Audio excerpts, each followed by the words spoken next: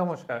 আমার কাছে বেশ কিছু মানুষ প্রশ্ন করেছে পালমোনারি এম্বোলিজম কি ডাক্তারবাবু? এটা কেন হয় এবং এটা কতটা মারাত্মক?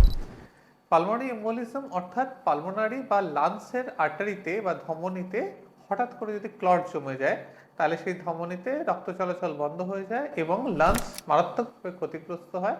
এবং এটা জেনে রাখবেন, এটি অত্যন্ত মারাত্মক একটা অসুখ।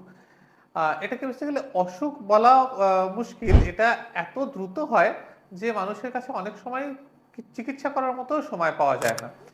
এই পালমোনারি ক্লট কেন হয়? পালমোনারি আর্টারিতে ক্লট কেন হয়? জেনারেলি আমরা দেখেছি যাদের হার্ট রেট ইরেগুলার থাকে, অর্থাৎ অ্যাট্রিয়াল ফিব্রিলেশন যাদের হয়, তাদের অনেক সময়তেই হার্টে ক্লট জমে থাকে। সেই ক্লট অনেক সময় ডিসলজ হয়ে লাংসে চলে যায়।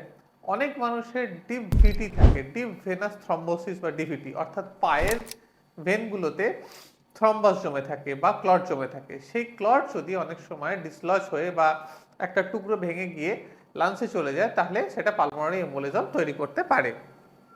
এবং এছাড়াও প্রেগনেন্ট মায়েদের ক্ষেত্রে বা যারা লং টার্ম বেড রিডেন, অর্থাৎ যারা বহু দিন ধরে বেডে শুয়ে আছেন, সে বয়স্ক মানুষ হতে পারে, অথবা যাদের রিসেন্ট কোনো বড় সার্জারি হয়েছে, তাদের অনেকদিন বেড রেস্ট দেওয়ার একটা বেড রেস্টের অ্যাডভাইস করা আছে, তারা যদি বেড রেস্টে থাকেন, পা বেশি না নাড়াতে পারেন, তাদেরও কিন্তু পায়ে রক্তের ক্লট জমে সেই ক্লট লাংসে চলে গিয়ে পালমোনারি এম্বোলিজম করতে পারে।